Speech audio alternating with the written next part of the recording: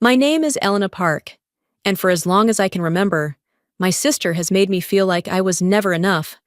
I wasn't the beautiful one, the clever one, or the one anyone expected to shine. She knew exactly where to cut deepest.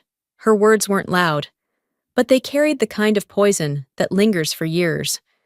The night she laughed at me in front of everyone, telling me I was late because I cared too much about strangers. I felt that old wound tear wide open again.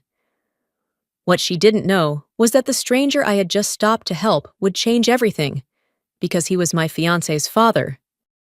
12 hours on the ER floor had left my body stiff and my head pounding, but there was no time to change, no time to shower off the bleach and antiseptic that clung to me.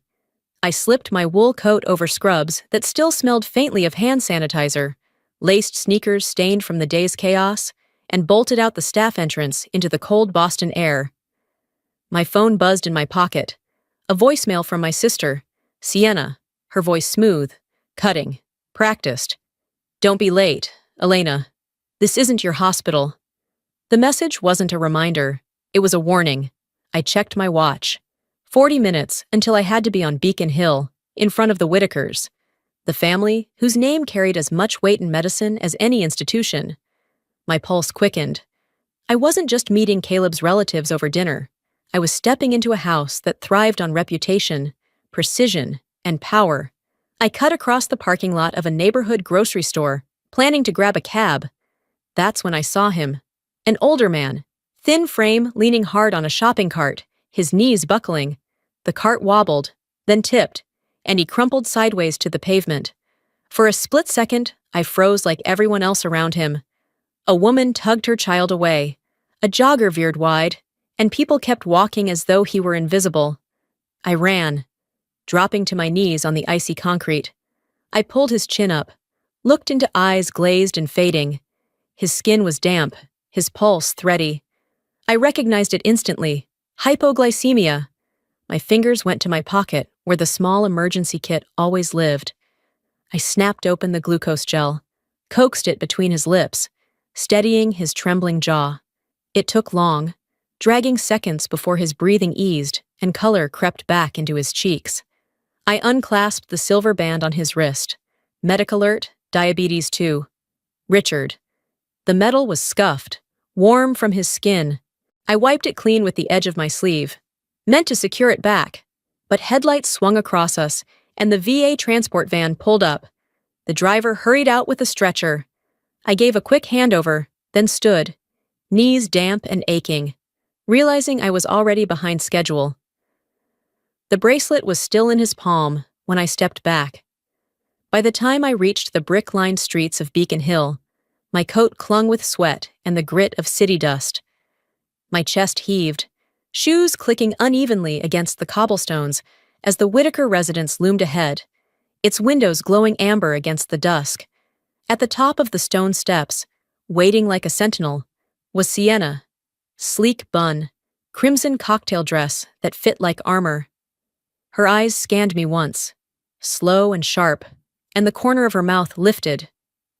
"Well," she said, loud enough for the guests behind her to hear.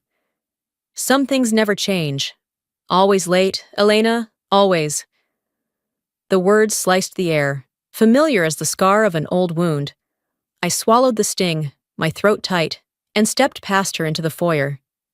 She didn't know, no one did, that the very minutes she mocked me for would turn this night inside out. The Whitaker dining room was the kind of place that silenced you before a word was spoken. A table stretched almost the length of the room, draped in white linen, lined with crystal and silver polished until it glowed beneath a chandelier that shimmered like a crown of light. Surgeons in tailored suits and donors in pearls leaned toward one another in practiced conversation. Voices smooth, laughter precise. I had barely crossed the threshold when Sienna's voice cut sharp, pitched low enough to sound discreet, yet loud enough to land. "Careful," she murmured, lips curved in a smile made for an audience. "Try not to spill disinfectant on the table, Elena." Heat rushed into my face, but before I could summon a reply, I caught sight of him. My pulse tripped. At the far end of the table, seated upright in a high-backed chair with quiet command, was the man I had knelt beside in a grocery store parking lot not an hour ago. The medic alert bracelet I'd wiped clean twinkled in his fingers. "Thank you," he said, his voice carrying with the gravity of a verdict, "for not walking by like the rest. Sit beside me." The clink of silverware halted mid-air. Every head turned, and silence tightened around the room. Caleb's face drained, as if he'd just been punched. Sienna froze, the practiced confidence leaking from her expression. I forced my legs forward, each step echoing like a drumbeat down the marble floor. When I lowered myself into the chair at his right, the truth of it crystallized. This wasn't just any man. This was Dr. Richard Whitaker, retired cardiac legend, Caleb's father, the man whose approval mattered more than anyone's tonight. He studied me with eyes still sharp from years in operating theaters. "How was your shift?" he asked. I managed a steady breath. Long, but worth it. A flicker of respect crossed his face. Around us, the room hummed with unsettled whispers. Sienna tightened her grip on her wineglass until her knuckles blanched. The smile gone from her lips, but the blade still in her eyes. What she didn't understand was that my lateness, the very thing she wielded like a weapon, had just placed me at the center of power. The murmur of voices barely masked Caleb's low whisper when he drew me aside into the hall before the first course was served.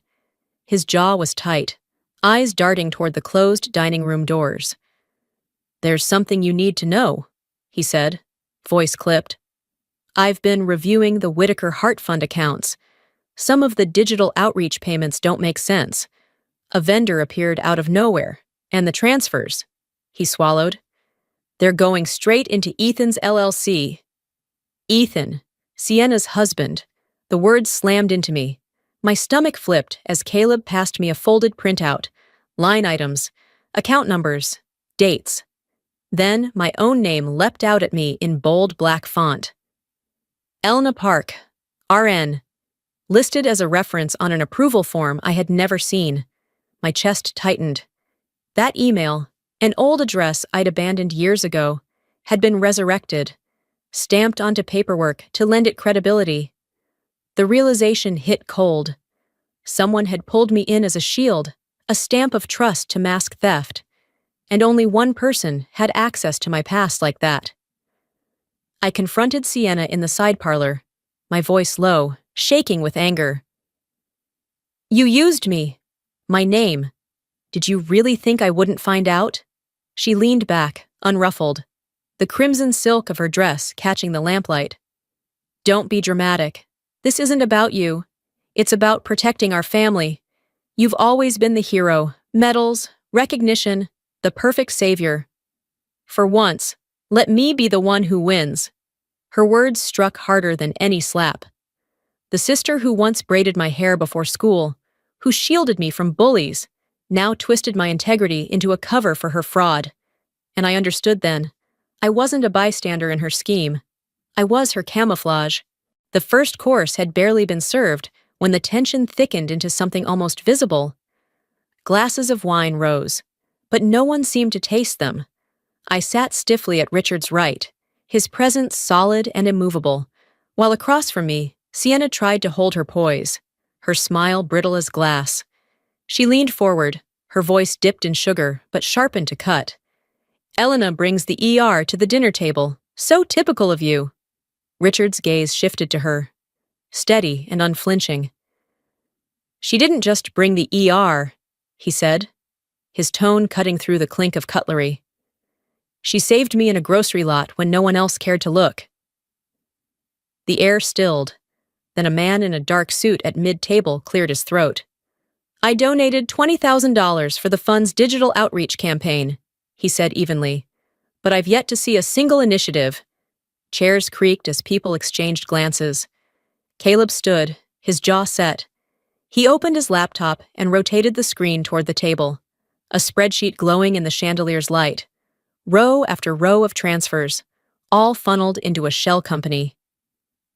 "Every payment," Caleb said quietly, "ends up in an LLC owned by Ethan Maxwell." A ripple of whispers ran the length of the table. My stomach lurched when Caleb scrolled further. There, stamped on a PDF, was my name, Elna Park, RN. I felt my breath catch, a reference attached to an approval I had never given. The old email account I'd abandoned years ago had been revived, weaponized, and tied to my name. Heat rushed to my cheeks. I couldn't speak. The people seated around me now watched with a mix of curiosity and suspicion. Some brows lifted, some lips pressed tight. My heart slammed against my ribs. In one night, I had become both the rescuer and the accused. The scrape of a chair rang loud as Sienna shot to her feet. Her voice was razor-edged, each word aimed at me. Elena always has to be the hero. You staged this, didn't you? All to impress Dad? To win Caleb? I kept my voice calm, though my pulse raced. If you believe stopping for a stranger on the ground is staging, then you've forgotten the lessons you once taught me, to help, no matter what. Richard's palm struck the table once, a sharp sound that silenced the room. His voice carried the weight of a gavel. Elena helped me before she knew my name. And you, his eyes locked on Sienna, you used mine to line your pockets. Gasps rustled down the line of guests. One man at the far end shifted uncomfortably before speaking. I'll say it, he muttered, his voice cracking but steadying as he continued. Sienna pushed me to approve a vendor contract, promised me free PR for my private clinic if I didn't ask questions. The murmur broke into a low roar. Some guests hissed under their breath. This is family business, while others shook their heads, one woman whispering, Charity isn't a marketplace. Sienna's stare drilled into me, her lips curling into a snarl. If you weren't my sister, you'd already be cut from this family. Caleb's voice cut through, steady and grim. He pulled a printed contract from his folder, slid it across the table. This was approved on a night Elena was logged into the ER for a 12-hour shift. She couldn't have signed this. Someone impersonated her. The silence that followed was suffocating. Forks lay untouched, wine untouched, as though no one dared move. What had begun as a dinner had mutated into a tribunal, and I sat at its center, at once validated, yet branded with suspicion. The air was so heavy it pressed against my chest, and still no one lifted their fork. The feast had become a reckoning. The dining room was wound tight, every breath caught in the throat of its occupants. Caleb's spreadsheet still glowed on the table, like a flare no one could ignore. Then came it. Knock, knock, knock, sharp, deliberate, slicing the silence. A man in a navy blazer stepped through the door, his badge raised. Office of the Massachusetts Attorney General, Charities Bureau. His voice was steady, official. We're here to serve a subpoena for the fund's full financial records, and for the LLC connected to recent transfers. The hush deepened. A guest covered her mouth. Another set down his fork with a clatter that echoed too loud. My aunt turned to me, her face pinched with shame. Elena, how could you? Bringing disgrace to us in front of everyone. My hands balled into fists beneath the table. I didn't call them, I said, my voice low but clear. The truth has its own way of showing up. The agent slid the papers across the polished wood. My eyes snagged on a line halfway down. My mother's name. Co-signer. My breath caught. The house she had fought to keep, our house, was now tethered to Sienna's deception. The weight of right and wrong pressed heavier than ever. Richard's hand came down hard, rattling the glassware. If a fund bearing my name has become a den of thieves, he thundered, I will see it cleansed, even if the guilty sit at this very table. The bureau had gone, but their presence lingered like smoke. The dinner resumed in form only. Plates shifted, wine poured, but no one tasted a bite. The air was battle-thick. Caleb pulled a USB from his pocket, slid it into his laptop. The screen filled with grainy footage from the fund's office. And there she was, Sienna, signing approvals with a flourish. Page after page. No projects, no deliverables, just signatures. Her face drained, lips tightening. You don't understand, she stammered. voice quivering yet stubborn. It was procedure, just paperwork. Xiu. The guests erupted in whispers until an elderly physician pushed himself to his feet. His voice trembled but rang clear.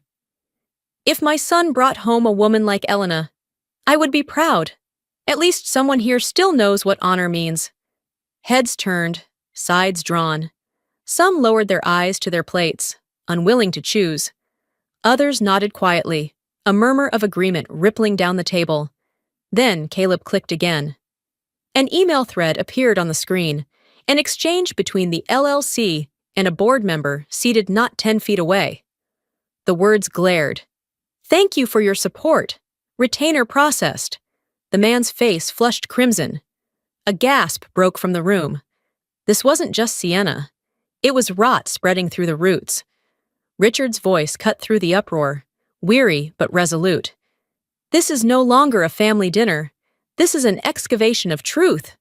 I sat frozen, the spotlight pressing on me from every direction, caught between being pushed out and pulled deeper in. The hearing room at the Charities Bureau was stark, fluorescent lights glaring against pale walls. The air tinged with the dry smell of paper and ink. My palms sweated, but the calluses from years in the ER felt grounding as I gripped the wooden rail before me. My heart hammered, yet my voice had to hold. "Transparency in a health fund isn't paperwork," I said, steady but raw. "It's the lifeline patients cling to when they sign a check, when they believe their sacrifice means hope for someone else's child or parent. Betray that trust, and you steal more than money. You steal lives." A low murmur rippled across the room. Caleb rose, his voice measured, his evidence precise. He submitted the logs, the approval trails, every line item that traced back to Ethan's LLC. "I found these discrepancies," he told the panel. "Elena didn't. She only stood by me when I was afraid to speak." Then Richard spoke, his wheelchair angled toward the board. His voice wavered but cut with steel. "Better the wound be opened now than for the rot to fester. If my name is tied to this fund, let it be tied to honesty. I'd rather endure the shame of truth than the legacy of lies." That night, the annual gala felt unrecognizable. Gone were the chandeliers blazing at full wattage, the champagne glasses clinking under velvet drapes. The ballroom was dim, lit only by tall white candles, the stage bare except for a single banner that read, "Audit Report in Progress." Richard wheeled himself forward to the podium. Silence fell as his voice echoed. "Every dollar misused will be returned. A full independent audit begins tomorrow. Every contract without merit is terminated." His words weren't grand, but they carried the gravity of a vow. Behind the curtain, I stood still, my hands clasped, the noise of the crowd a muffled hum. I didn't need applause, nor recognition. The truth was no longer in my hands. It was in the open, and it shone brighter than any spotlight. The official report landed with the weight of a gavel. Nearly $275,000 had been siphoned off through Ethan's LLC. His name filled the charges sheet: wire fraud, misuse of charitable funds, conspiracy, each word a nail in the coffin of his reputation. Sienna's outcome was less severe, but no less public. She escaped prison, but the court ordered her to repay $70,000 and serve 800 hours of community service at the fund's own community clinic. One board member resigned in disgrace after his emails surfaced, proof he'd taken a hidden retainer from Ethan's company. When the lawyer for the fund confirmed that my mother's co-signer status would be untangled, that her house would remain hers, I exhaled for the first time in weeks. One humid afternoon, I walked past the clinic garden and stopped. Sienna knelt in the dirt, pulling weeds with bare hands, soil streaking her arms, sweat dampening her hair. She didn't look up until I was almost beside her. Her voice was low, stripped of all its former edge. "I was wrong." No excuses, no tears, just 4 words. My throat tightened. For a moment, I remembered the sister who once held my hand on the walk to school, who used to shield me from shadows I was too small to fight. I bent slightly, my words catching as they left me. "Starting over," I whispered. is still a way forward. Time moved forward quietly, steady as the tide. Every weekend, Caleb drove to the rehab wing of the cardiac center, slipping into scrubs without ceremony. No press, no photographs, just his hands steadying fragile arms as patients learned to walk again, his patience measured in inches and footsteps. One crisp afternoon, Richard asked me to visit his small cottage by the lake. The house smelled faintly of cedar, the windows open to the sound of water lapping against the shore. He pressed two objects into my palm, the medic alert bracelet I had once wiped clean and the Whitaker family ring. His voice trembled but was resolute. A legacy isn't carved into stone walls. It's in the one who stops to help when no one else will. Weeks later, our wedding was held at a seaside chapel in Cape Ann. Wind swept through the open doors, the ocean's rhythm blending with the violin's rise and fall. The pews were filled not with dignitaries, but with patients, colleagues, retired doctors, faces etched with the gratitude of lives we'd touched. At the very back, Sienna sat alone, a bouquet of wildflowers resting in her lap, untied and plain. She lifted her gaze, weary but honest, and gave a single nod. I looked around. Caleb's steady presence, Richard's proud silence, my mother's softened smile, and even Sienna, humbled but there. My heart clenched as the words formed inside me, quiet and certain. I was late to that dinner, but somehow I arrived right on time for my life.